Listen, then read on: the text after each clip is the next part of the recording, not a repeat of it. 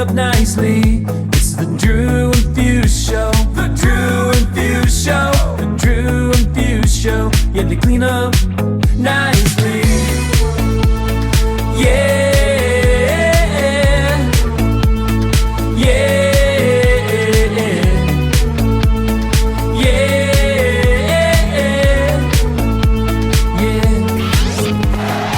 Hello, how's it going? What's up, Daft Punks? Thanks for tuning in. How are you doing, Fusemania? I am. I'm tired. Great. So you're supposed to say, great.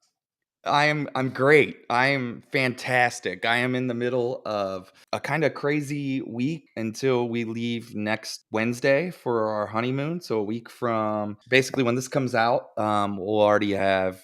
Yeah, we'll be leaving on the honeymoon the day this comes out. So we're gone for 13 days. So the honeymoon is finally here. You had to pause it for a little bit. You didn't do it like the traditional way. You had to pause it so you found the right time, and now you're gonna go get lost with the wifey. Did she bring the dress? You packing the dress? Right. No. We as people, if you are regular listeners, you know we got married in Key West, and we stayed down there a little before the wedding, and we stayed down a little after. So we didn't want to just leave and go somewhere else from that because it was already quite exhausting and fun and drinking and all that. So we kind of spaced it out and are doing something later. And for those of you that are interested, we are going to Italy. We fly into Venice. We're in Venice for a couple days. We head down to Ravenna, Italy. We get on a Royal Caribbean cruise that takes us to Dubrovnik, Croatia, to Athens, Greece, to Mykonos, Greece, then to Split, Croatia, and then back to Ravenna. And then we go down to Rome for a couple days and we're down there. So it's quite the extra honeymoon. I almost feel like slight embarrassed when people ask what you're doing, because it's like, I'm not really trying to like rub it in or brag because you know what I mean? Because it's like a lot. And like, but it makes me feel awkward when I tell, because most people are like, oh, what are you doing? And you're like, oh, I'm going here for a week. And you're like, oh, that's cool. Yeah, but it's a cruise. It's all kind of included, right? Yeah. It's a little bit different, I feel. It's extra. It's a lot. Yeah, it's a lot, but it's all part of one big thing.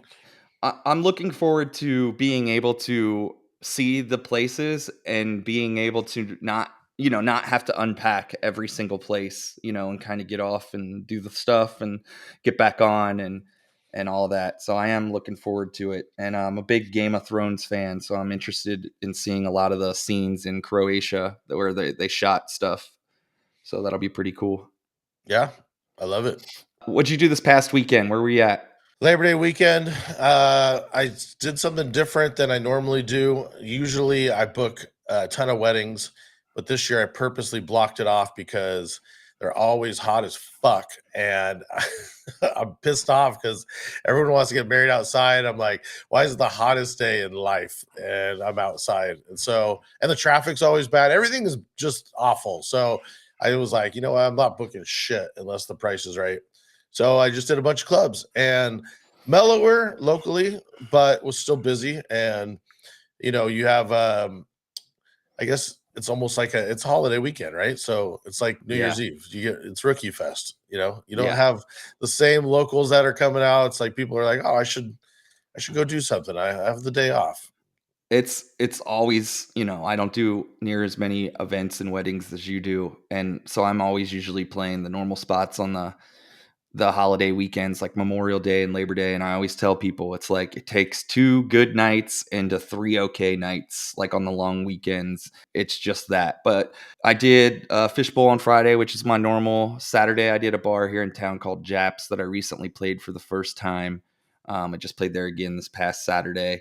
And then Sunday, Ashley and I attended a wedding up in Cleveland. So after my gig Saturday night, I drove 3.5 hours to Cleveland and got there at 6 a.m. Slept for about 3.5, 4 hours. Got up, ate something, and got to the Catholic church wedding at 1 p.m. Sunday. It was a Catholic mass. Lasted about an hour, a little over an hour. Oh, man. Way too long. But I do have a question. being on the other side of a wedding, not over critiquing the DJ because we can all do that till we're fucking green in the face, but Right. just being on the other side of the wedding and realizing how, as long as you don't fuck up, you're not really paying attention, right? You're just like you're Right. dealing with your people. You're listening in the background, but probably more so than the guests. So Right. as long It was just fun to be on the other side of things and not have to do anything. I told everybody, they were like, "Oh, are you excited?" I'm like, "Well, I'm not really excited to drive up there at the time that I ended up having to do it, but I was excited to have no responsibilities for 24 hours." And that was really nice. And it was a fun wedding. The weather on Saturday here was 96 degrees and humid, so it was just hot. I mean, hot. And it's crazy, the 3.5 hours up to Cleveland from Cincy, the weather changes drastically because of the lakes, and it was like nice and breezy and beautiful outside. So that was nice too, to be up there and just kind of away from this heat. And it was a good time. I had fun. Open bar, so that's always good. You know, free drinks. That's what I love about weddings. I love weddings. Yeah, I don't care what's going on. I'm all about it. I wish I had more to attend because that didn't work. They're Right. It fun. was nice. It was fun. It's also our last wedding we were attending of the year, which is good for us. Like we like everybody that, we went to weddings, but we went to a lot of weddings this year and had our own. So it was just a lot of trips based around that. And I'm excited to kind of, for the second half of the year, or I guess the last quarter of the year, I should say, things kind of mellow out for us. And So I'm looking this is forward to that. an important thing is, I do a lot of weddings and you always see these guests are like, I don't want it to be like the other weddings because they just went to like 10, because Right. everyone gets married somewhat around the same time. So you've actually gotten to witness this and be a groom in it. So you see the other side of Yeah. things. And with our guest here, we're going to talk about doing unique shit at weddings and just Yes. creating new ideas for stuff to make it really stand out. But you have got to witness it firsthand. And my advice, which there's probably not going to be a lot of people listening to this podcast that, are are getting married, but my advice is always just, think about your guest first, because it is about your guest. You're having a party. Yes, it's about you. Like any party, a party is about the guests. When you think about the guests, think how you can personalize things to make it like about you at the same time while making it about the party. So it's about the party, but like do things that are personal for yourselves, like show your personality within the party is a good way, I think, to really do some of that. And like, for example, at our wedding, like my way to show the personality was like the cocktail and dinner music, like completely different, out of the box from most. And it's not as like important to the make or break of the party at that time, but it was very unique and to what we were doing. And that's some advice. So with that being said, we can stop blabbling here and bring on today's guest. And Drew, I'm gonna let you introduce him. So this is my good friend Malik here. I've actually had the pleasure of doing some sound for him at different weddings. So I've done setups for him for two different weddings, see him in action. You know, over the last couple of years, his trajectory's been through the roof. He's traveling all over the country now. He's based in Orlando, and he has a whole team out there where they're just keep elevating everything and doing fusion and all kinds of different stuff. So let's bring Malik on. We're gonna get down and dirty and talk all about his journey and what he's doing. All right, so help us welcome Malik. Yo. What's up? We're gonna get down and dirty, he says. We're gonna get down and dirty. I'm gonna start using that as my intro when I like DJ. Ladies and gentlemen, we're gonna get down and dirty. I like it. I like it. What up, guys? How we doing? Good. How are you? Good, man. Thanks for having me on. Congrats on everything. You were in my neck of the woods. You were in the Keys getting married, bro. So Right. it sounds like you had an amazing time, bro. We had a great time. You're far enough because I felt like we reached out to a bunch of people, but you guys were like far enough. It's like 4 hours, right? Yeah, so I'm not in I'm like under Orlando, so You about are 3 okay. hours south. So I'm in Naples, so that's Okay. 2 hours above Miami, and then like 4 or 5 from the Keys. And we go to the Keys probably in season, probably almost every weekend. One of our 20 DJs are going there at some point in the Keys. So, was it Key West or one of the other Keys? Yeah, it was Key West. We got married at the Audubon House in Key West. Audubon, So right, nice. yeah. Cool, Yeah, it was a man. great time. See a lot of Great. chickens, had some good food, I'm guessing. Drank a lot, I'm Yeah, guessing. totally. Yeah. It was in February and the weather was beautiful. And it just so happened that our wedding day was the only day it rained in February. And not just rained, like monsooned. Oh, you had the Yeah. monsoon weekend. I remember that. Oh, Mhm. well, Yeah. congrats.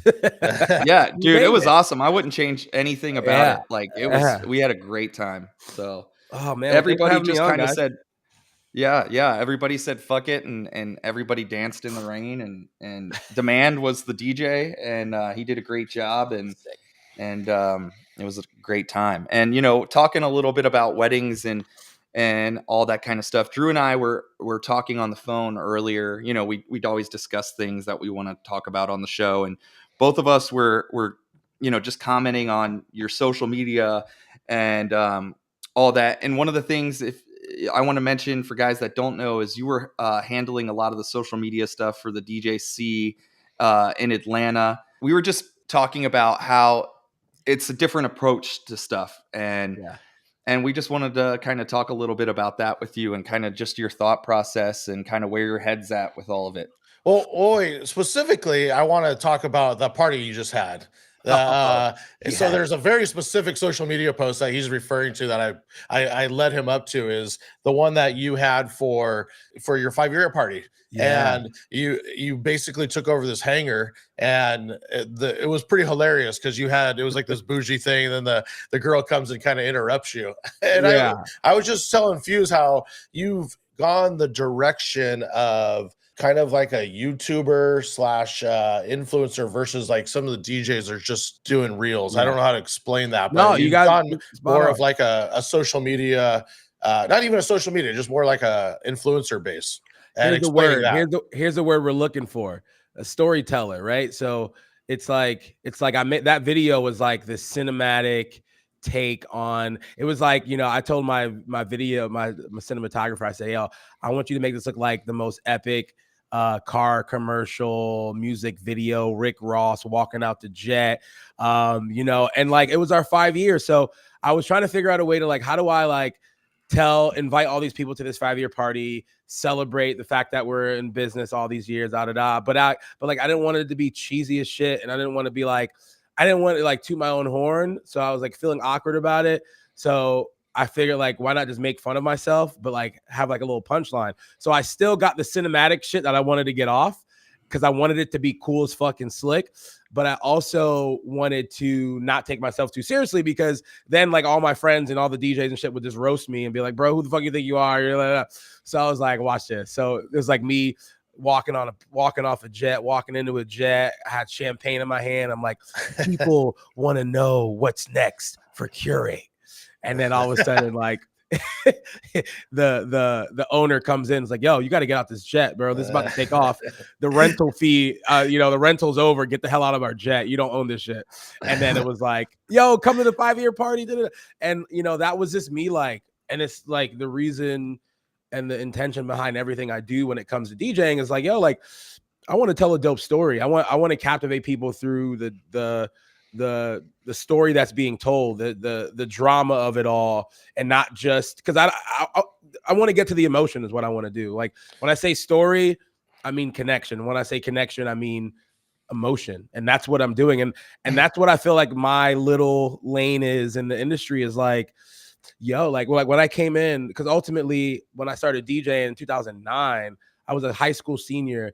And like, to me, wedding DJs were lame as hell. They were old, no offense, 40-year-old white people, white dudes, like, and I was like, I don't want to do that. I want to stay in the clubs. I want to stay at house parties. But like, I also like the money in weddings, but I think it's kind of cheesy. So like, but then I was like, yo, like forget that. Like I'm gonna put my own little storytelling, influencery personality to it and make it dope to me. You know, the storytelling so much comes from like we were big Casey Neistat fans, and that's what I think I was like trying to explain to him is it's you are telling a story, and it's like he was always me and him took a little class on his filmmaking style, and it is very much laying out the story with little plot points. Even though it's short, it's condensed, it still has little plot points in a social media post. And I really liked that video a lot. But we'll get to social media here a little bit more, but I want to really talk about the party itself. So you throw this party and it looked lit as fuck, right? But who are you inviting to this party? Because you're putting it on social media for anybody to come, right? But it's for the coordinators, it's for your DJs. Are you inviting even bigger people? Yeah. So the goal of it was like multifaceted. It was like, one, to throw a sick ass party, right, to celebrate our company. But that's like base level. Two is like, this is going to be a brand builder and a promotional event. You know, I've been going to the engages and these like, you know, the RSVPs and all these different like wedding vendor events. And every time I'm there, I'm like, yo, I need to throw a party that like a gala like that, just like, because these high-end luxury wedding planners love the dress up and go party with like other vendors. Like they love that shit. They love to feel bougie. They want to feel like taken care of.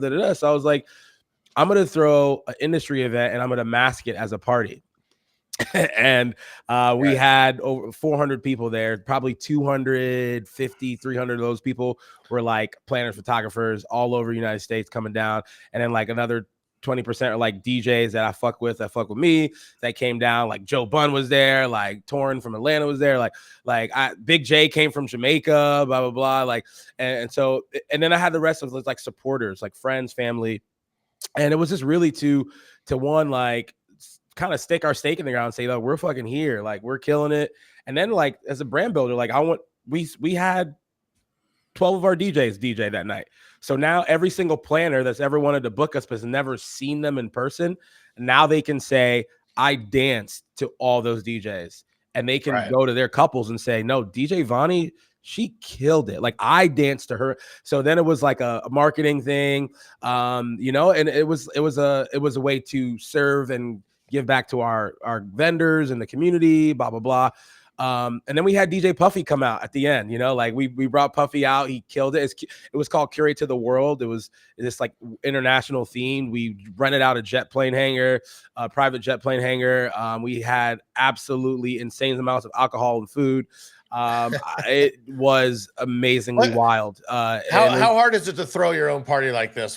You just bring in vendors that you know, like I want to throw up. Like it started off like, oh, we're just gonna rent the airplane hangar out, and then it's gonna be like boiler room. Itself is fucking spendy. Yeah. That was like off the gate. That was $10K. So I was like, fuck, you know, like so. But you gotta do it somewhere dope. You can't just be in a backyard, you know. Well, and that's what I'm saying is like, once we started getting into it, and then people said like the people that were RSVPing were like coming from DC and Jamaica and Cali, and I'm like, shit, this is gonna have to be a sick ass party. So then that's how I started adding different elements, because I was like, all right, if I'm gonna do this, and everyone, so you become basically the clients you're trying to play for, right? So you see it from the first hand, like I was telling Fuse, you see it from the first hand of like, all right, well, there's no ceiling to how much money I could spend, and you just keep throwing shit at the wall. Yeah, because you get good ideas. And then what happens is you get good ideas, and I think this is where bride and grooms and couples get into it. They get this, they see the vision, they see it in their head, they feel it, and then they get married to the idea, and now they have to have it. But their budget might not say they can have it, so they're trying to will their way into it. They're like, I want this $10,000 DJ, but I only have $4,000. Like, I need to figure out how to get it, you know. I'm going to try to get a discount. I'm going to try to talk you down. I'm going to try to go work for it. I'm going to give you credit, whatever. They're going to figure it out because it's emotion, bro. They're married to it. Like they want that to happen. So it's those memes that we keep seeing where it's the Wish DJ versus my expense price versus the Wish DJ, right? And no, bro. but you, like I said, you have been like, just keep elevating and elevating. And one of the things that you do really well is you guys do fusion, and you have, you play with bands and drummers and saxes, and that's how you're like doing something unique in the area. What's something that you've noticed doing that? You think people dance more? You think it's just more energy? What's something that brings to a table? Yeah, man. I mean, ultimately it's that age old like band versus DJ. That's where it starts. It's like, do we want a band? Do we want a DJ? And so we would get into these scenarios where it's like, oh, like I every year someone would try to convince me to start a band, to hire a wedding band. And every year I shoot it down because I do not want to manage 12 people, No, they're drummers, awful. and right. Like They're I awful, don't, terrible people. I have no desire to do that. Yeah. But here, and so ultimately what happened was I ended up just really coming to the point where I'm like, you know what? Like, if you want some live elements, that's easy. Like, like play a musicians playing along to like your music, and even like you pulling stems out and then playing along.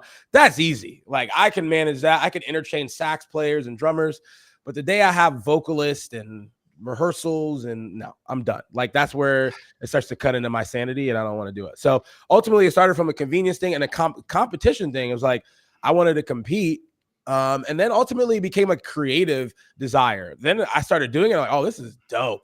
Like you get this live aspect of like a band, but you also get the energy from a DJ, and there's no limit to what a DJ can play. So it's not like if you tell a band like, yo, play this new Glorilla song, they're gonna be like, hell no, there's no way. Like, but I've heard a band attempt to rap Nicki's verse in super bass. I'm like, just stop. Just stop. Bad. Stop while you're ahead. It's bad, bro. Like, we don't want karaoke for our wedding. Like, that's it. Like, Right. we don't want karaoke. So it's hard, bro, to do it well. And so it was a convenient thing. Then I went to a creative thing. And then obviously now I think the fusion thing has become so common that I don't even know if it's unique anymore. But I think the uniqueness comes to how you execute it and the musicians you use and how you do it. But it's the energy, bro. Like I could send my sax player out to the dance floor and he's vibing, and he's like the extension of me. Like he can go out there and serenade them and turn them up. And my drummer freaking stands up, freaking throws sticks up. Like, so it adds another level of like experience to me. But it's dope, bro. I almost don't like playing without him, bro, because now I become a musician. I become all of a sudden a part of a band, and I'm feeding off of them like any other band would. Now I'm looking over at the drummer. I gave him a solo and he's going crazy. And I look over at the sax, I give him a solo, he's going, and then I can go crazy too. So I love it, bro. It's super engaging to me.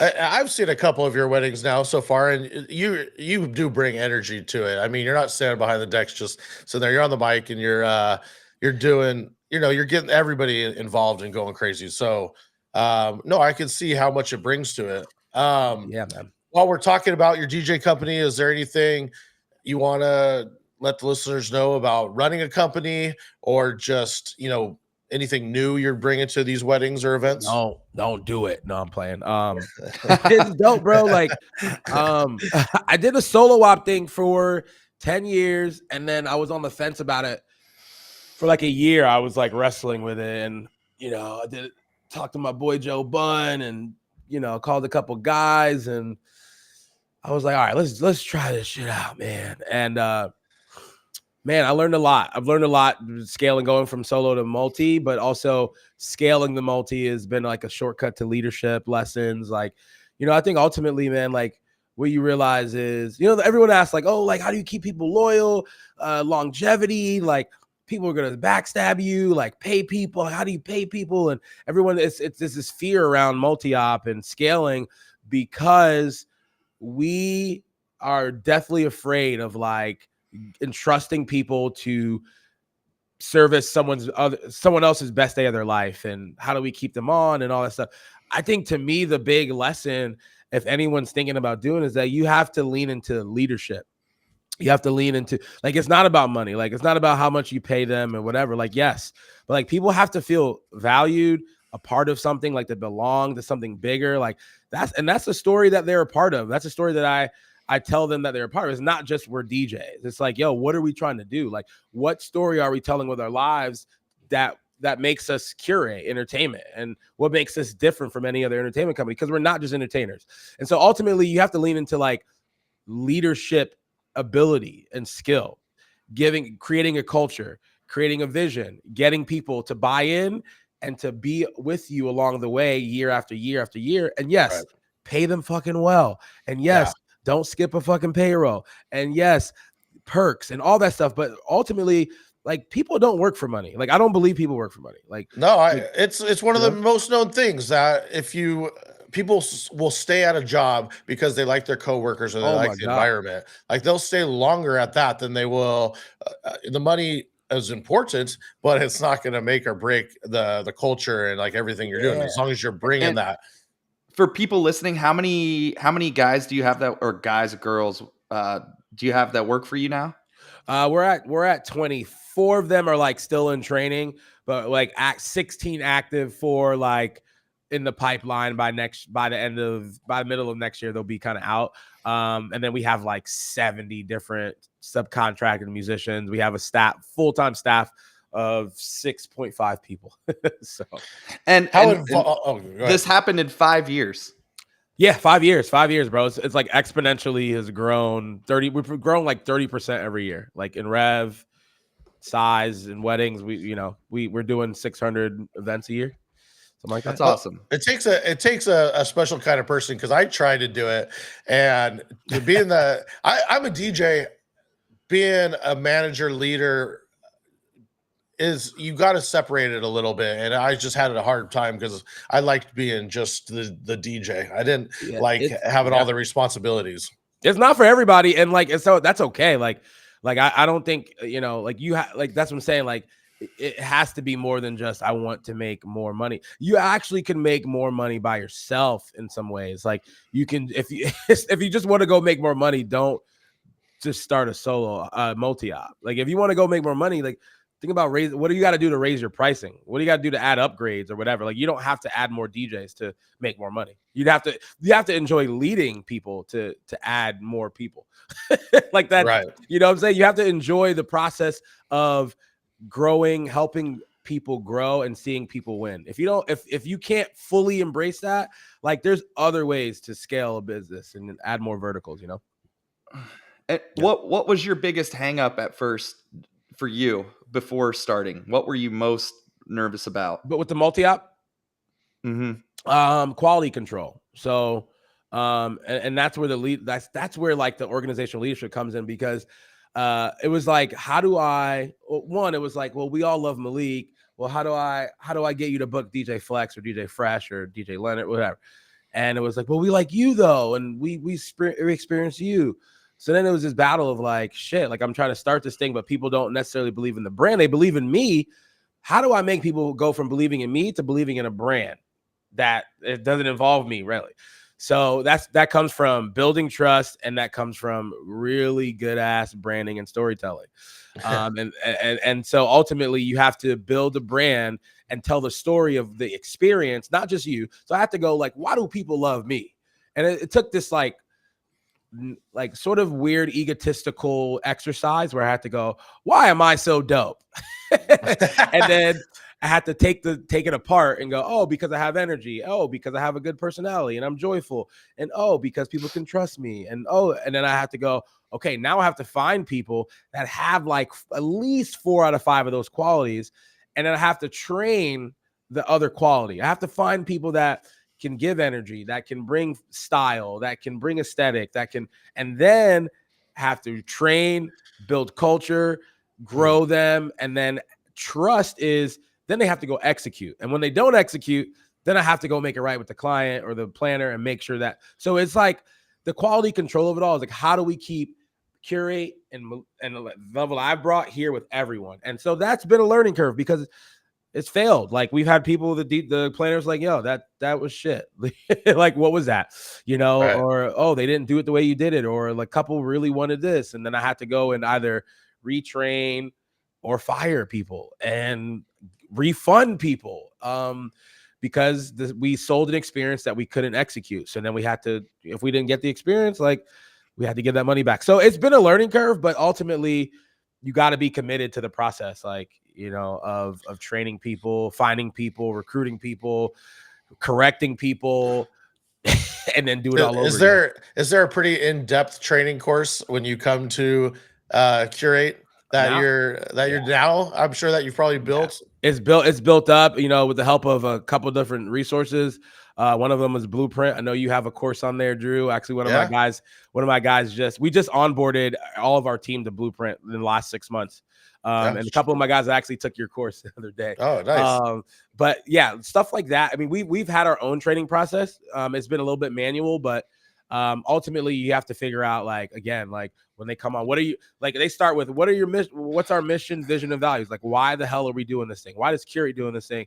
And if they don't get past that part, I mean, we have a course on how to dress, a course on wrapping wires, a course on, you know, how to, you know, customer service. Like, so we have a pretty robust training process, and then they go into the warehouse with our production director, and he does a whole thing with them. And then we have our operations, they do a whole thing with them. We have our logistics, they do a whole thing with them. So like, there's a lot of hoops to jump through, but once you get through those hoops, if you made it through, like, you should be good. I want to jump around here a little bit. And I mean, speaking of your training and speaking of, you know, all the check boxes you're doing, one of the big ones is branding, and it's keeping this cohesive brand through Curate. Maybe just talk about some of the things you've learned and, you know, some of the major sticking points to building a good brand. Yeah, no, it's good, man. Look, bro, like, in all reality, right? Like, we can all, if I say, like, what do we do? What do we all do in this industry? It's like, well, we're DJs. Okay, well, 10 DJs walk into a bar, you know, and there's a bride and groom there. Oh, and who do they pick to DJ their wedding? Like, you know, like, where does a deviation come from? And that's where branding is. The branding is like, through all the noise, all the people screaming on social media, and this applies to any industry, with how do you break through noise, right? Like, if everyone starts screaming right now in a room, like, how does my voice break through that noise? Do I scream louder? Well, maybe the loudest person wins. But if I can't scream louder, I have to scream different. I have to scream in a weird way, or a lower tone. I have to be able to stick myself out of the voices so that someone goes, oh, what was that? You know? So ultimately, you have to say something unique. And the only way to sustainably tell a unique story is to be your fucking self. Because, like, imagine you go on a first date with a girl, whatever, or guy, and you tell them all the things they want to hear, and then, like, you end up dating, and then 6 months down the road, you guys moving together, and you know, you got to call the cleaning lady to clean up after you know. You know, one of the things I heard in a book, and I can't remember where I heard it, and I always think about this, is it was somebody famous, and they were sitting at a dinner table. Maybe it was in the 50 Cent book, Hustle Harder. He was at dinner with somebody, and he was saying that whoever he was at dinner with was talking really quiet. And, you know, he was like wondering why the guy kept talking real quiet, but he said everybody just kept leaning into the table more to hear what he had to say. And he asked him why after dinner, and he was like, because I don't have to talk loud for people to hear me. Ooh. And like, that was like, it was purposeful. And I was like, yeah, that's good. That was bro. like some shit. Yeah. It's like, yo, like, whether it's speaking low, or maybe you're speaking a high pitch, whatever. But ultimately, storytelling is, who am I? Why do I do what I do? Who do I work for? And why do they choose me? Why am I the correct person? Why am I the right person? Right? Like, if you think of story, think about your favorite freaking movie. Like, the best movies we love are the ones where there's a hero trying to save the princess, and they have to go through Bowser to get to the princess, right? like Lord of the Rings. I have to get to Mordor. I have to destroy the ring. There's fucking Smeagol. There's the guys on the horses. There's this. And he needs friends to get there and get along. And he has to face the thing within himself to make sure that he can get like, a good story has tension. It has plot. It has a hero, has an anti-hero, has a villain. But ultimately, we love those stories because we're connecting to it. We're seeing ourselves in it. Well, there it is. Like, the couples or the clubs or the people that want to book you need to see themselves in the story you're telling. And so when that going back to the analogy, 10 DJs walk into a bar, the couple's going to pick the DJ that resonates with them. And so all the couples and people that have booked you guys, like, why did they book you? Do you know what makes you significantly different or even just a little bit different? And so with Curate, we've just been able to love who the fuck we are, not try to be anybody else, like lean into who we are and then tell a good story online. So we're like the energy guys. Like we love when people are like we love when people turn us down because we're a little bit too much, like we're a little too extra. Lit. I don't want to go to your wedding because I'm only doing 30 weddings a year. I'm trying to bring it down to 20 at some point, right? Every time I leave my house, and this is something that Brian B is really good about preaching. It's like every time I leave my house, bro, I want to enjoy the shit. Yeah. I want to enjoy it. So I don't want to be DJing a wedding where you guys think I'm too much. I want who I am to be exact. So what we do is that we are the energy DJs in Florida. If you want fucking a music festival meets luxury, classy dinner party, like, yo, pull up. If you want a nice, chill evening cocktail hour vibe, yo, I know a guy down the street. But then like we get even deeper into that, like not just energy, but like aesthetics. So like we want people that value fashion because we come in different colored suits and designer shoes. And like we want those things are like things that people go, oh, these are my people, right? Like, oh, like they get me. They get it. Yeah, I wanted to actually compliment you on that. I feel like your brand is so much down to just even your fashion and everything you're wearing, like down to the T, right? Everything is well thought out. And, everything. It's the number one thing one of the things that my team will always say, I say to them is like, yo, what story is this telling? Everything tells a story, bro. Like when I go to Vegas, right? When I went to Vegas, Aria Hotel, next to the Aria Hotel, there's that like high luxury mall in there. I don't know if you know what I'm talking about. Yeah. Oh yeah. And when you walk, right. When you walk in there, bro, you like if you're broke like me, you instantly go, oh, I don't belong here. Like you walk into a Gucci store, a YSL, and you're like, damn, like everything about the store, the glass, the everything, the way that people are dressed, the way they greet you, the way they almost snobby towards you, like all that is a story. All that is appealing to someone that makes this amount of money, that cares about conspicuous consumption and loud luxury, all right. And so that's the same thing. When you go to Walmart, they're speaking to a group of people. They're throwing all kinds of shit in a basket and say, pick what you want. When you go to Target, bro, they're hitting the moms who are trying to get out the house and want a good shopping experience, not necessarily a luxury experience, but an enjoyable one. Right. Like so all these different things like are telling a story. The lighting in a place, the colors in a place, the tone of voice, the messaging, all of it is a story. Like, and so as long as you see it that way, then every detail of what you do becomes very important. And that's what Curate has done. I don't think we're the best DJs. Well, I would say, I don't think we started off as the best DJs in Florida. I don't think that's how we got to where we were, is by being the best skilled scratching, like Drew Pierce, like I'm fucking killer, right? Mixing, whatever. We got to where we are is because we told a dope ass story. People were captivated. No shot to you though. Like that shit's fire. I didn't take it one way. I wish I could be as good as you, but like we got here because like that. because we tell good stories, and then in person we actually are who we say we are, and then we are really fucking good. But like the market share doesn't come from how good you are. In some ways, you could just be so talented that people are like, oh my god, we need him.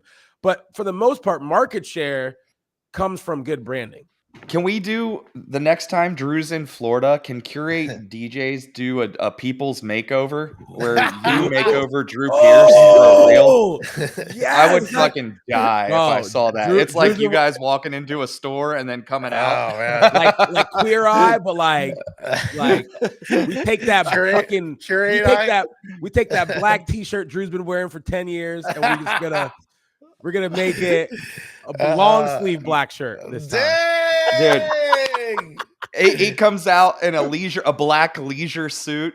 Like it's just gonna be fire. Hey, look, it's not lost on me that I wish I had better style. I just don't have good style, man. It's But all that doesn't good. mean that I can't change, right? Come on, dog. That black, you rock that black tee fucking well, my dog. Dude, I've that dumbed is it your down style, though. I've dumbed it down because I don't have style. So this is like where it's gotten to where it's like, all right, at least I feel comfortable, right? Nah, it is feel about feeling comfortable. You right? gotta be comfortable. You got to, bro. Like I'm most comfortable when I feel like I'm dressed better than everyone else, right? Like that's me. Like when not me. I need that shit. Like to me, I feel that confidence. When I'm dressed down, I feel, especially in a wedding setting, I feel a lot less comfortable. But other people is opposite. Like I have guys on my team that's like, bro, I'm so uncomfortable in this suit, bro. Like we fight all the time because like they want to pull their suit jacket off 10 minutes into the wedding. And I'm like, yo, keep it on to the last hour, bro. Like, because that's the brand, right? Yeah. So I agree with that. Like I get it though. But I agree with it too. You know? Sometimes you gotta suck it up and just look Bro. good. Yeah, the jackets pulls everything together. I agree with it, Yeah. but that you are.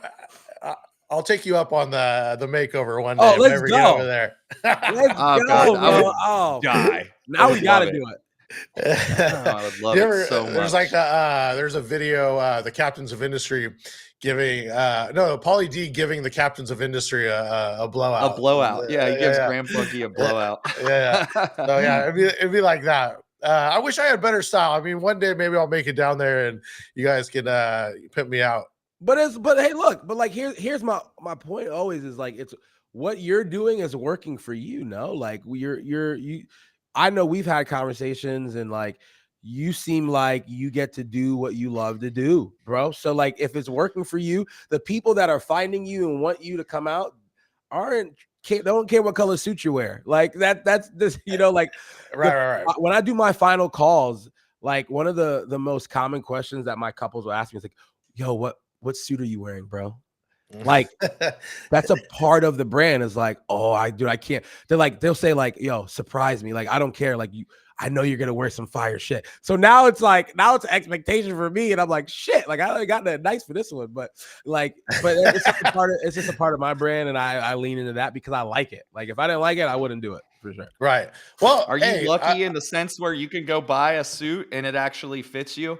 Because some people aren't lucky like that too. No they gotta suit go fits. get tailored. No suit fits until you get it fitted. That's my rule.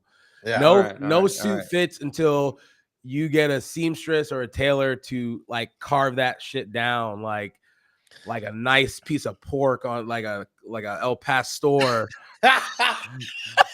All right. Well, then, since we're derailing a little bit, maybe give a little advice on picking it out a nice suit because it doesn't, like you're saying, it doesn't matter where the fuck you go, right? It is about the tailor. So, yeah. What's maybe like a little suit advice? Yeah. So you could take a $200 suit and turn it into a $2,000 suit just by tailoring it, right? So first thing you're gonna do is, and I would say you could do this online now. Like to me, most walk-in places don't have like anything modern, like, you know, like double-breasted or anything that is like trendy. But if you can find you can walk into a suit store, cool. Like Indochino's dope, or like Richmond Looks from out of Atlanta, right? Get a nice suit. You want to make sure the chest is fits. Like the chest size is everything because you could carve down the arms, right? You can carve down the size, but you want to make sure you have your right length and your right chest. So, you know, like I'm usually like a 52 and you don't want it to be too big or else you got too much space here and you look like you're going to like a high school homecoming, right? So it's all about getting that perfect space. Or a used car salesman. Yeah. If it's too baggy, then it don't look it's right. Too it's much, kinda, right? So you got to make sure that you can open up your chest and not see, you know, your belly button, not see your chest hair. Like it has to be able to open without popping out or dress coding yourself, right? So that's the first part. Pants are easy, just make sure something fits. As for the DJs, make sure you get like maybe size up and so that you want to be able to squat and bend down. Now they have like stretch suits. It's true. I mean, there's just so many options for like athleisure suits and all that, whatever. But you want to make sure that your length they can fix, right? they can bring it in, and so just make sure you have space.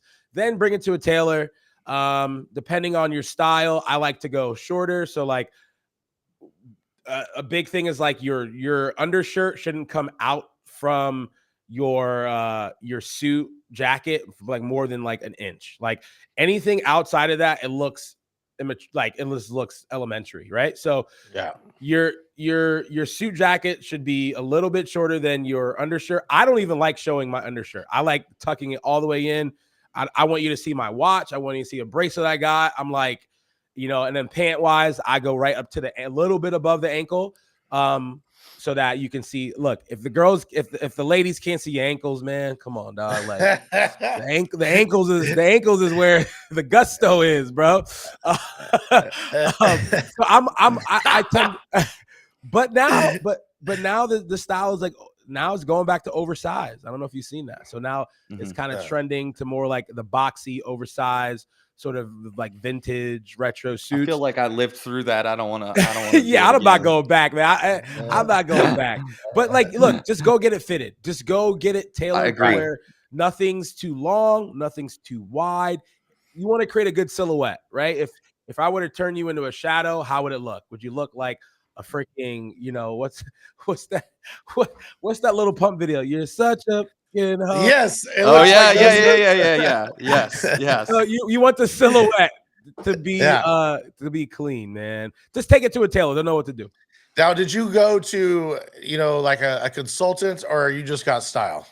I was asking for some. I might be asking for myself. I'm from Brooklyn, baby. Like I'm from Brooklyn. Right? Like no, I mean I've learned, but like GQ magazine. Just order GQ magazine. Just obsess over that. Like I've always like $10 a month. Yeah, like I'm super into that. I mean YouTube videos, Instagram. Follow fashion influencers. I learn a lot from just fashion influencers. Like they'll have the links in their bio. Like they'll get, like just follow. They want to make money off of you buying something they have. So they're gonna tell you. They're gonna say, put in the comments jeans, and I'll show you. So like, just if you're not born with the style and you don't got that in you, like, don't try and just go to an expert. Like, get advice. Well, you alley-ooped the next topic already. We're going to social media. I want to talk all about your social media. Are we gonna run a video, or are we skipping the video? Drew and Fuse, I'm all shook up, you hound dogs. Don't be cruel. There's now or never. Let's talk social media.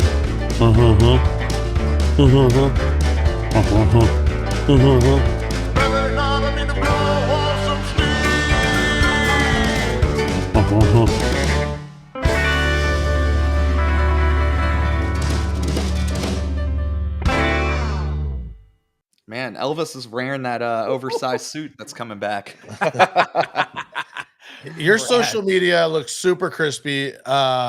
You're leaning heavily on the color branding of it. Like you got black and white with like some random pops. Are those colored posts? Like are they supposed to like really pull your attention? And that's like the deal. Okay. Yeah. So I started doing that. So I went full black and white on my DJ Malike social media about like 2-3 years ago. I wanted it to feel like you were on Vogue magazine. I was going towards the ultra luxury, shooting for the stars, trying to get that high value clients. So I wanted my social media to feel like you were on a Vogue's page. So I went and followed and studied like what those look like. And I really like the black and white aesthetic. It's also easy to keep cohesiveness. It's kind of a cheat code. It doesn't work for everyone and everything, but it worked. It ended up working for me because there's DJ Malike and then there's a curated entertainment page. And there's like things that tie them together, but there's also things that separate them. Yeah, I like it because it's also part of I know when you first started, I don't know how much it is now, but you were using like all white speakers and like that was like part of the branding. So like it played really well in the pictures. Yeah, and aesthetic is a part of my sell. I don't think aesthetic is the only thing that sells what we do, but it's a part of the story, right? Like look good, feel good, have fun, right? All these different things. And so, yeah, the white speakers was a good, clean way. Now, like, again, if white speakers were the things that separated me, it wouldn't work. Everybody has white speakers now. Everyone has freaking the Joe Budden stimulus package, right? Like, so ultimately, that's one of the things that makes us unique is the combination of the aesthetic, right? And so you go on that DJ Malike page. And my thing is like, first thing you do when you get there is like, who is this for? Like, you want the first 3 seconds that someone goes onto your website, your social media, you want them to be like, this is for me, period. Because if not, they will tune out. They go, oh, not for me. Right? And so you want to repel the people that is not for you, and you want to attract the people that are for you. So ultimately, the first thing you even see in my bio is like, I curate unique experience for people who like to party, international DJ. Like, I'm telling you where I go for who books me. These are the people that book me. And you feel that, ultimately in my highlights, you see New York, LA, Vegas, Spain, Portugal, right? Like, I'm letting you know I travel. I'll go anywhere the party is. I'm going to look good doing it. I'm going to bring some energy wherever, in a cave in Italy, bro. Like, where? Tell me where. I'm there. Right. So that's like, I want people to get the story automatically. You don't want to confuse, in sales, the whole thing is like removing friction. You don't want to have friction in between someone buying something. Same thing is for branding. You want to create clarity in branding. You want to go, this is it right here down the middle. Like, branding is telling the same story over and over. It's not telling a bunch of different stories. It's telling the same story over and over and over and over and over in different ways. And so I wanted them to feel like, oh man, this guy's like, and as a mobile DJ, I don't have the luxury of being like a DJ Puffy or or Drew Pierce. Like, I don't have the clout of the club and parties to propel me into celebrity. Like, I have to create my own celebrity. I'm just a mobile DJ, right? Like, I'm not like a celebrity DJ. I don't have this, like, I don't do festivals. But I needed a way to create a celebrity where people go, oh shoot, it's Malike. Oh my God. How do you do that? Like, you have to create your own freaking hype, bro, in this shit. So the branding is super on point with it. It's once you get to your Instagram, it's very cohesive, right? Everything there, it's like a website. It's very thought out. It's very methodical. What is your advice to, if people are scrolling, getting them to get to that point, right? Getting them to get on your page and click for more, Yeah. So you got to. I like that. I'm sorry, I didn't mean to interrupt. I wanted to add a little bit more to it. What I like that you're telling all these different things through the party, through these lenses, and you're getting the same results of people that are just doing like mashups or like you said, being in the club. You're getting these same results with what you're showing. And so I'm saying maybe some tips or tricks for that. Yeah. So I would say put your content into buckets, write on a piece of paper, the word educate, another word entertain, and another word empathize. Separate those 3 things. And then now you're going to empathize. What's the empathize? Like you're getting people to feel like you see them. Okay. So whether that's something funny, whether that's a scenario or skit or POV, right? You want people to go, they get me. Oh, okay. They get me. They get me. Once people feel seen, they can connect. You just want to make a connection. So you could either give you educate, give tips, which I think is like low hanging fruit now. I think information is easy, like ChatGPT. Like, people don't need you to give them information anymore. I can go get that, right? So I think educate is kind of falling off a little bit because there's so much access to information. Empathize is going to be the harder one to do because you have to like lean into you have to show your face. You get creative. You have to do a trend. You have to, right? Entertain is probably easy for DJs because we can drop a mix. We can do a mashup. We can, right? So I think splitting your content into those things and going, okay, these are the different objectives.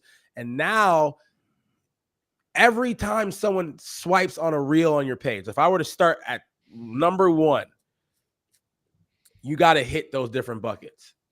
Yeah. And underneath those different buckets, you got to hit your values and your things so right now, if you were to go to the Curate Entertainment page, and in every single video, I swear to God, if you go through and you don't find it, I'll give you $100. You're going to see us either selling energy, quality, aesthetic, right? One of those things, you're going to get unique energy and quality, like aesthetic. That falls under quality, aesthetic, all that. You're going to get one of those. We're going to be telling a story. Like, I'm everything I post is one of those things. It's either one of us going crazy, doing a mix at a wedding, a highlight video, or it's us doing a suit trend reel. Like you're gonna get one of those things. And so when someone that is looking for those things hits 7 of your reels and you hit all those things, they're like, damn, these are the guys I've been looking. You know how many people? I would say 70% of our leads come from Instagram.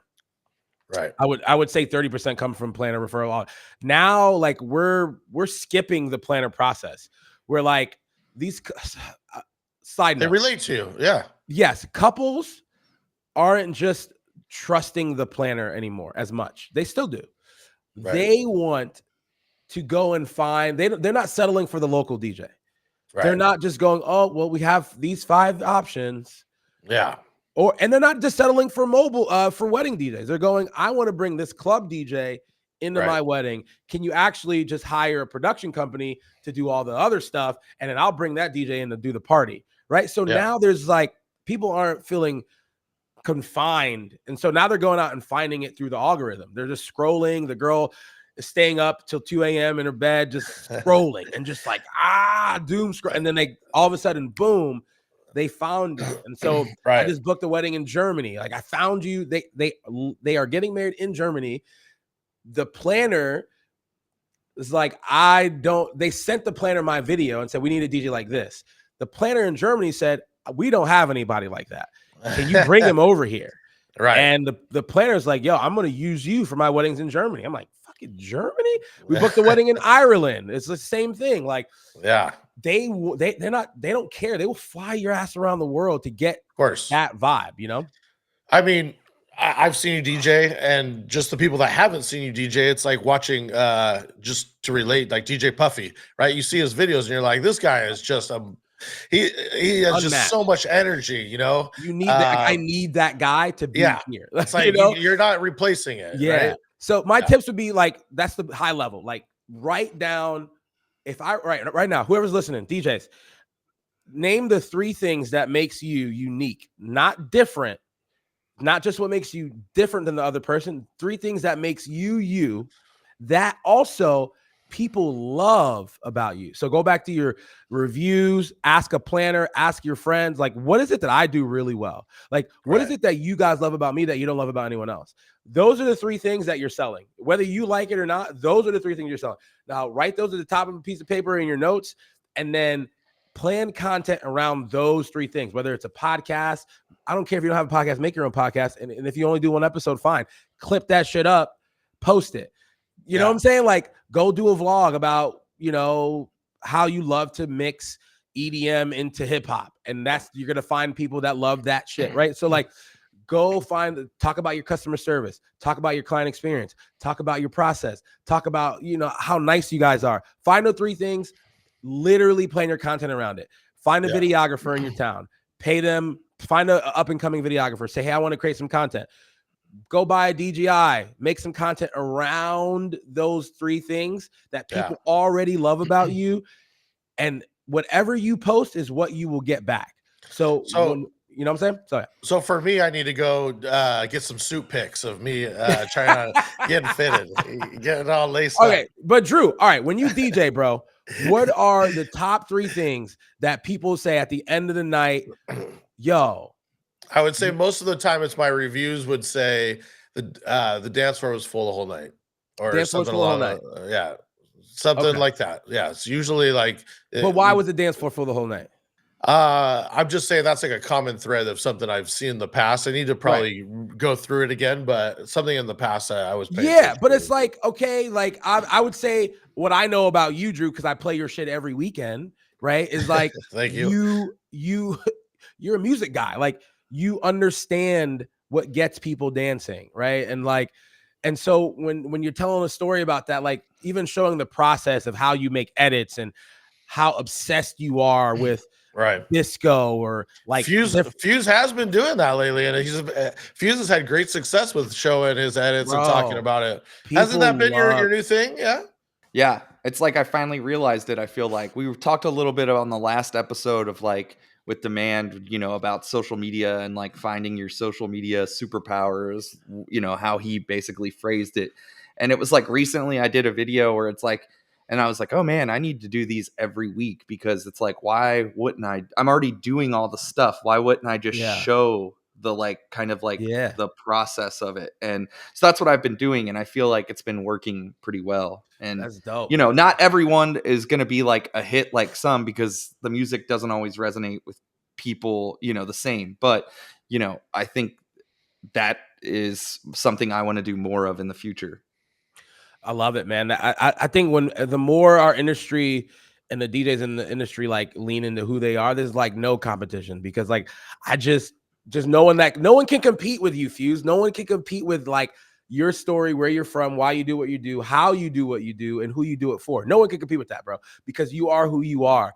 So if someone's looking at your shit and going, I gotta be like Fuse, they're already 10 steps behind, because they'll never be able to. Who's going to be better at being you than you? That, to me, if you could do that, that's fucking magic, bro. If you could be a better me than me, like, Great advice. yeah, like I that's one of the things I do. Like, I don't do as much because I just had a baby, but like I'll do brand audits with DJs where I'll just sit with them and have like 3 sessions and kind of run through their socials, their branding. And at the end of all those calls, bro, it's always the same thing. Like, it's me convincing them that who they are is actually dope and can be sold. And they're like, I just never thought that, just me from Indiana. Like, what am I gonna do? What am I gonna say that's gonna get, bro? Trust me. Like, if you figure out a creative way and lean into it, people are gonna resonate with that, So that'd be another piece of advice, like a higher level piece of advice is like, bro, like, just unapologetically love who the fuck you are and find, bro. There's a guy who's the kung fu DJ. I forgot his name, bro. Yeah. There are people who are into that. Yeah. And there's no other kung fu DJ I know.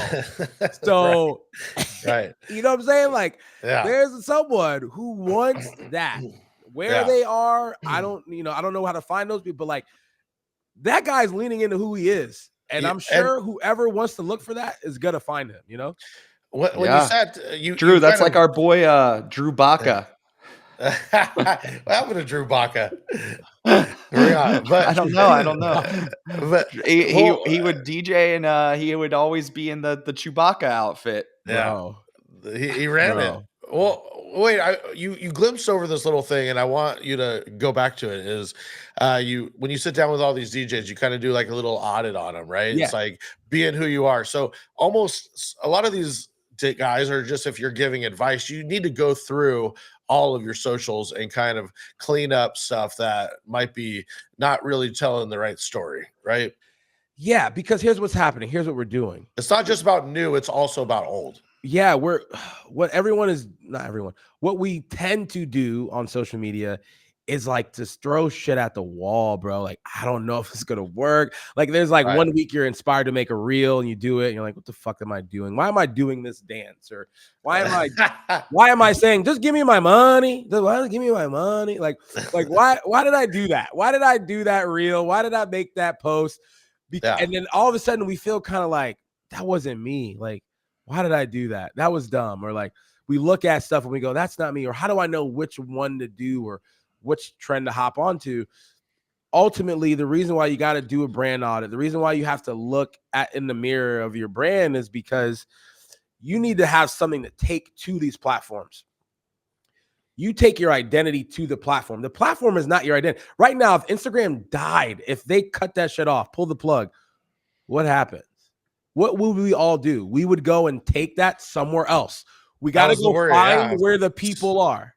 Yeah, right? That was the worry of TikTok when they said they were going to ban that. Everyone started freaking out. Yeah, it's a thing. But what we would do is that we would take our brand identity and we would go, oh, got to go over here now. So Instagram is not your identity. Social media isn't your identity. Your identity is the brand, the why, the who, the story, and then you bring that to social media. Right. And so social media is just a vacuum or the platform. So when you're on the platform, there's strategies on the platform. You don't Instagram the same way you TikTok. You don't TikTok the same way you Facebook. They're all different strategies. So there is the identity, the story, and then more practically, there's the strategy and the creative social media is the strategy and the creative. What trends to do, when to post, what hashtag to use, all that shit. That changes. That changes Right. every week. The algorithm is ever changing. It's fucking Matrix. You just have to make sure you are okay with who you are, know who you are, know what your message is, know your vision, mission, statement, values, all that. And then you bring it to social media, and don't let the algorithm dictate the story you're telling. You know, like there's some things we don't I don't want to do that. Like my social media manager would say, hey, can you guys do this little reel where you do this? I'm like, no, that's not really us. And then she'll say, can you do this one? I go, yeah, see, that's us. Don't let the algorithm change your identity. You bring your identity to the algorithm. No, so I love it. Yeah, absolutely. Great advice. Absolutely great advice. We want to go into music here. And talk about your stuff. One of the things we always do before we get into your picks, Drew and I are going to do our DMS picks of the week. Ooh. And Drew, you go first. My DMS pick of the week is actually, it's going to be kind of a cocktail vibey song. It reminds me a lot of Empire of the Sun. It's Blondish, and it's called Never Walk Alone. It's currently trending on the Spotify dance hits on Mint, and I just keep finding myself listening to it over and over. So that's going to be my pick. Awesome. My pick is Sabrina Carpenter Taste, the COASTR and Leondis remix. It's just a more banger version of that song. It's trending on the site right now as one of the top downloads. And it seems like that single's picking up some steam a little bit. And I just like the production behind that one. I think it's number 1 on Spotify, if I'm not mistaken. The song Taste. Yeah. It was definitely trending at one point. And DJs, if you use the promo code DrewInFuseShow, it'll get you 30% off your first month at directmusicservice.com. All right, now that we did our little picks there, Malik, tell us some of the music that you're into and tell us the why behind the songs. Ooh, okay. I love DMS, by the way. Not even like a paid promotion. It's my favorite. It's my favorite pool, hands down. Not even playing, and mostly because of you two and Scooter. It's literally my favorite. So my first one, I'm gonna go. There's this. So Bobby Shrmuda has jumped into the house EDM space. I don't know if you guys realize that. No. So he has a song with Loud Luxury called "Cool Like That." It's a fucking banger. I'm just gonna let you know. It made its rounds towards the end of the summer. I think if they would have released it earlier, it probably would smash right now. But Cool Like That. It's like EDM vibe. But I also just love seeing Bobby Shrmuda, like, because he got out of jail, and I don't think he was able to like reclaim like the fame and the songs he had. So this is like the first time where I go, ooh, this is gonna work. Like this could work. So Cool Like That, Loud Luxury featuring Bobby Shrmuda. And then I'm really into Amapiano and just like Afro beats. And so there's a Asake and Travis Scott song, Active, from his new album that is so hard. It's funky, it has good drums. Asake is like Nigerian, it has amazing melody. He is fire. So that's another one that's more Afro beat vibes. And then I've been into like my house sort of Afro house vibes. And I don't know what genre it is, but it's Move by Adam Port. It's a bunch of people. Orso, Malike, I don't know if you know, but that's like my song of the summer. Move, and then Witchy by Kaytranada featuring Childish Gambino, bro. That's like the funkiest song of the summer for me. I'm actually gonna go see Childish Gambino tonight. My brother's on tour with them, filming. He's a part of the film crew for them. So I'm actually gonna see that shit live tonight. But Witchy by Kaytranada featuring Childish Gambino is my shit. Oh yeah, great picks. Yeah. A lot of great picks. I love all those. I wasn't familiar with the Bobby Shrmuda one, bro. Oh my god! I think to me, I'm like, yo, everyone's sleeping and the fall's about to start, so I might lose steam. But I think any festival that's still happening, I think if they catch this song, bro, woo, right? Woo. And it's, yeah. And the Adam Port, the move, that's like that one's like I've been seeing that one everywhere. It's so funny because I was talking about this song last night. I was with Simo and another. I was actually with COASTR, the guy that who Okay. did the song I just mentioned. He's here in Cincy, and we were talking about the move. It's funny because to me, like anytime you hear songs, it's like you can kind of hear inspiration from another song. And that song to me, it clicked yesterday. It sounds like the Chainsmokers released that Addicted song. It kind of sounds similar. Like both of those songs kind of sound similar. And I don't know who released it first, if which one, Ooh. but it's funny to me. Yeah, I mean, that I they think a kind of lot have of that people vibe. are taking on this Afro house. Like to me, that sounds like a Black Coffee track with vocals. Like to me, that's very Black Coffee, like dark, moody. But then I feel like they kind of like made it a little poppy to where it can Yeah. be played more mainstream. But bro, like Afro, I think Afro house is going to be the genre of the year coming up for sure. My kid knows that song, and I always relate to her because she's on the trends. But she was saying it's like a big TikTok dance song. Oh, is it really? It's like, yeah, it's a big dance to it, and that's why it's kind of blown up. Oh wow! I didn't know it was so trending. I on didn't know TikTok, that. but I have. This I was a have while seen, back, right when it came out. It was like it kind of blew up. I don't even from want a to see it. It'll specific ruin. dance. It'll ruin the song for me. I don't even think I've looked it up, but yeah, I just know that it's like a big dance routine. Damn. I actually missed your second pick. I just want to write it down. Oh, second pick was what did I have? Cool like that, and then Asake Active, featuring Travis Scott. Asake. Yo, that album is amazing, man. Like that album is, if you get a chance, bro.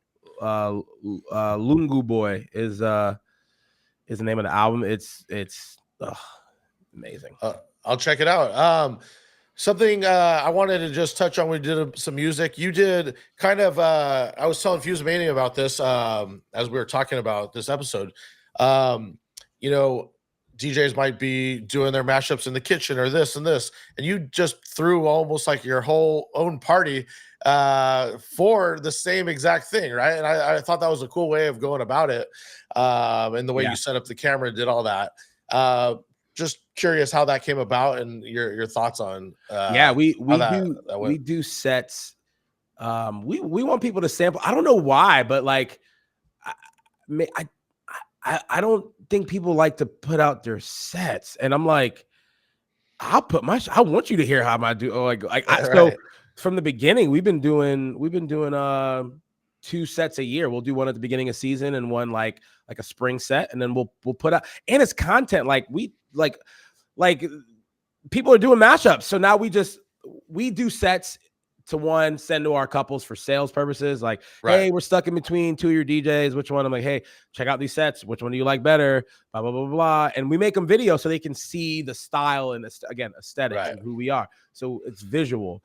So we do that twice a year. And then one time I was like, yo, like, let's make it boiler room style. Like, you know, now everyone's doing it. Like, I don't know if you've seen Apartment Life. You know, they're vibing in the living room, and now they're doing they're doing it like in food trucks, and people are throwing parties in anywhere. And right. And so like I was like, yo, let's throw a party at the warehouse. And then we call it like the warehouse. Our Harlem Shake all over again. Yeah. And so now we did something called the warehouse sessions, and you know, we have a videographer on retainer. Like, he's an employee, and we rock out 3 pieces of content every week. So we set up cameras, and we invited people. We had 10 DJs go back to back from 5 to 12 a.m. And we had ordered food 3 times, alcohol, keeping people vibing, and we try to create our own little boiler room vibe. And then we do like another set every year that's just a updated sample, refresh songs, you know, updating stuff. So we want like, at the end of the day, we want people, by the time they're about to buy something from us, we want them to be sold before they get on the phone with us. You know how like a sales call is like, oh man, like, here's what we do, and the ceremony, cocktail reception, and I was born here, and like the sales call is like 45 minutes because you're just like going through the motion of like, and we can do your PO mics, and we got upgrades, and oh my god, and just what do you think? Do you want to buy? Like, and then they're like, oh, I don't know, like it's a little the budget, and we're thinking more like 2,000, not 4, and bro, I hate that shit. Yeah. So my goal is, you have consumed 7 different pieces of content that has informed you, entertained you, sold you, connected with you. And by the time you're on the phone, all you're asking for is how much, and are you available? And ask my sales guy, that's the calls. Are you available? What's the price? I already know all your shit. I've spent the number one thing our bride say is like, oh, we've stalked you. So that's what you want. That's what you want. Mm-hmm. So yeah, so we love to. I would encourage y'all, find a videographer, record some shit, bro. Put your sets out, man. Like, there's nothing to hide. Like, if you're good, you don't like do that shit, bro. You know? No, I agree. Yeah. The last segment we always do on the show, we call it the sauce. It's advice you would give to younger DJs, advice you would give to your younger self. We're gonna roll this video and then we'll come back to you, so you have some time to think. So we'll roll this and come back. It's Bootsy, baby. And this shout out goes out to Drew and Fuse, all the way from Cincinnati to the LBC Bobble. Yeah, I was told you guys are quite the chefs, and you got a delicious sauce that you cooked up. Ooh! And it drips that swagoo and breaks down the recipe. Yeah, and you giving up the pig, cause it's funky. As in good, that is, finger funkin' good. On the one by the power of the one. Yeah, without that, there is none. So get yours and be in tune with the one that loves you. Get it, baby. All right. Yo. Love it. So yeah, any advice you give your younger DJ, advice you'd give to your younger self, anything like that? I would say, bro, this shit's gonna work. Like, do it. Like, go do it quicker. Like, the only reason why I feel like I am where I am today is because of taking the risk. And I did wait a long time to take the jump. I feel like I could have probably scaled 5 years before I did. So I would tell my younger self, like, yo, fuck that fear, bro. Like, you go, bro. Go. Bet on yourself and don't be afraid, because I feel like I've been betting on myself the last 5 years. And you know, I feel like it's been working. And also, like, imposter syndrome. I feel like every time I want to take a big leap, man, I feel like I doubt myself. I feel like I doubt if I can, I doubt if I'm credible enough for the person to do it. So Malike, my guy, look me in the eyes, man. Nobody knows what the fuck they're doing. Nobody knows, including you. Just do it. Just take the risk. Yep. And no one's going to judge you for it, because everyone else is just as scared as you. So there you go. Love it. It's great advice. Max. Great advice. Real quick, just we're gonna wrap here, so just make sure everybody knows where they can find you. Hit us with all your social medias or anything else you want to promote. Find me in Florida with the alligators. That's where you can DJ Malike, DJ_Malike.